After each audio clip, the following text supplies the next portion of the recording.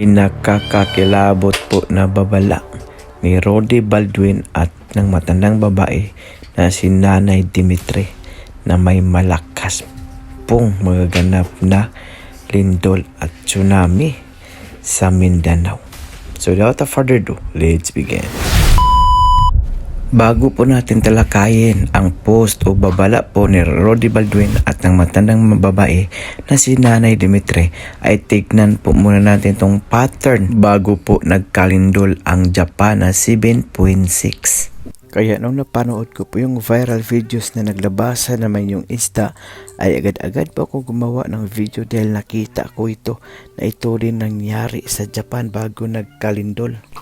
At kanina lang 8 hours ago ay naglabas din ng babala si Roddy Baldwin na kilalang visionary. Ang sabi niya, January 7, 2023, #Jinsan, Davao, Cebu, Butuan, Romblon at Catanduanes, Luzon. Vision, isang malakas na pangyanig ang nakikita ko na mangyari pa lamang. Malakas at pagyanig nito lalo na sa Cebu at Butuan. Gayon din sa Romblon at ilang karagatan na nakita ko na yanig.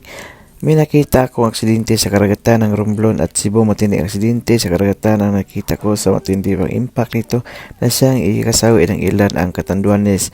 Ang masigit na nakatamo ng matinding pinsala na siyang ikinasawi ng ilang personalidad. At ang ikinabahala ko dito ng gusto ay yung sinabi ng matandang babae na si Nanay Dimitri na may malaking unos o tsunami na darating sa buong Mindanao. At yun po ay hindi natupad maliban sa lindol na sinasabi niya nung araw ding iyon bago po naganap ang lindol na yumanig po sa buong Mindanao, especially po sa may Hinatuan del Sur. At ilang beses na po na ganito ang nangyari. Hindi lang sa Japan, pati din dito sa Pilipinas na bago po nagkalindol po noong sa may Surigao del Sur ay naglabasan din yung maraming isda sa ibang lugar. At gayon din po ang nangyari po sa Japan nito lang January 2024 ay ganun din na naglabasan yung isda ilang araw lang o linggo ay ayun na yumanig na sa Japan yung napakalakas po na lindol na marami pong buhay ang binuhis, marami pong building bahay ang nasisira at nagkakunting tsunami din po.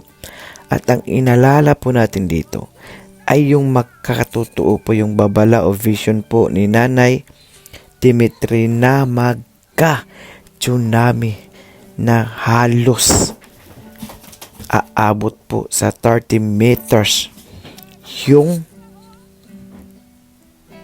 tubig dagat na papunta sa dalampasigan. At sabi pa niya na kahit gaano katibay ang bahay mo, basta po madaanan ng tubig dagat ay wawasakin nito. Pakinggan po nating muli ang sinasabi ni Nanay Dimitri, yung babala niya at paalala niya, at sugo din siya ng Diyos. Kaya po ito ginawa niya para sa sangkatauhan, para po tayo mailigtas sa panahon ng unos o dilubyo. Ito na po ang sinasabi niya. Sa dagat, kanang 30 metros ang kalap doon, maabot pa ang tubig dagat. Unya ang balod, dako nga balod, maabot sa baybay, bisan sa kaligon sa balay, ibton pa, kanang kankanon pa, dadon pa doon sa kanang laod. Nya, kung mangutana kung kinsa ang nagsulti na ang Diyos Amahan sa langit, i-forward na dai kay para ingon siya, ipa-forward daw na sa kanang na cellphone para maawar ang mga tao sa kanang tibok Mindanao. Palihog lang ko dayhan ang cellphone, yawat na lang po makaluwas mo dugo sa katawhan. Kuan ba dunay kanang unos, kung dunay unos magsunod ang tidal wave. Kinahanglan daplin sa baybay kanang mamakwit. Kay gikan sa lakihan sa dagat, 30 metros ang kalap doon, maabot pa sa tubig dagat. Kunya ang kanang balod, dako nga balod, na maabot sa daplin kan kanon pa ang mga balay bisan sa kaligon dadton dito sa kanang laod. Kung mangutanan mo kung kinsa nag-ingon ingna day ingna ang Dios Amahan sa langit. Isultian mo gud ko mo na akong isultian mo. Tibok Mindanao lang ang kanang kuan.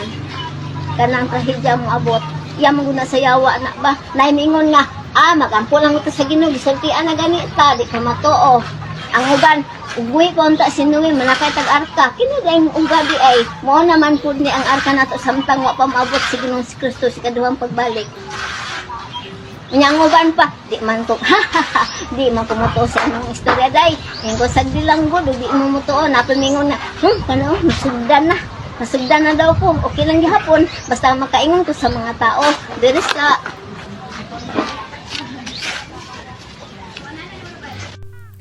Ang sabi ni nanay doon na 30 metros po galing sa tubig dagat o dalampasigan, aabot po yung tubig dagat doon po sa may kalupaan.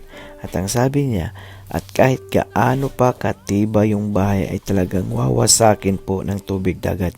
Ay yan po ang tinatawag po nating tsunami o tidal wave. At sabi niya, pinag-iingat ang lahat ng tao sa Mindanao dahil darating din talaga yung dilubyo o unos na kagaya ng sinasabi niyang tsunami o tidal wave o yung pag-angat ng tubig dagat papunta po sa may kalupaan. So grabe, nakakakilabot mga kuys mga guys, no? At ang sabi pa niya, marami daw hindi naniniwala sa kanya at pinagtatawanan lang siya. Kaya nung nakita niya yung babae, ang sabi niya, paki-spread ng video sa Sokmed, ipalaganap mo, i-share mo para malaman ng buong mundo o buong Mindanao o buong Pilipinas na ito ang pinaabot ng ating Amang nasa langit. Inutusan niya ako para mailigtas tayo dito sa kalupaan. Wala naman din sigurong mawawala sa atin kung maniniwala po tayo sa mga bagay-bagay o babala na kagaya niyan na inutusan daw sila, na vision nila, na kagaya ni Nanay Dimitri, kagaya ni Roddy Baldwin. Walang mawawala po talaga kung maniniwala tayo. At advantage na rin sa atin yan para po ay makapaghanda tayo kung ano man ang mangyari, kung sakaling darating talaga ang dilubyo o unos na sinasabi ng mga ito. Dahil kagaya nga nung nangyari nung lindol sa Mindanao, yung 6.4 o 5 or 6 doon sa may Surigao Sur, hinatuan ay na-vision na ni nanay at nakapagbabala na si nanay na yun ang mangyari. At alam naman po natin na talagang mga trahedya o dilubyo o unos ay mangyayari talaga yan sa mundong ginagalawa natin dahil nakasulat po yan sa ating Holy Bible. At sinabi rin niya ng ating Panginoon na babalik siya na parang magnanakaw, pero bago siya babalik ay may matinding mangyari o giyera, dilubyo, trahedya, bagyo, lindol, tsunami. At yan po ang naranasan natin ngayon. Baka hindi po natin alam. Mamaya, bukas, makalawa, sunod buwan, sunod taon, ay ang pagbabalik na ng ating Amang nasa langit. Kaya dapat po tayo laging handa sa mga panahon na ganito, na talagang nagpapahiwatig na, ito na isang babala o ito isang paalala na malapit na siyang bumalik dito sa atin. Kaya dapat po tayo magmahalan, magkasundo, magbigayan, dahil alam naman po natin na dyan po masaya ang ating Amang nasa langit. At dapat magkusa na rin po tayo humingi ng kapatawaran, isurrender, dahil alam naman po natin na walang perfecto sa mundong ito. Only God lang ang perfecto. Dahil alam naman po natin na siya ang ating Ama, siya ang naggawa nitong sanlibutan. Kaya dapat din tayong talagang mag-surrender sa Kanya. Dahil kung wala siya, wala din tayo sa mundong ito. Kaya kung anong mga habilin niya, susundin natin dahil yan din ang ating ikakaligtas. So, dahil umabot ka sa dulo ng ating video, may karapatan ka pong mag-like, share, subscribe.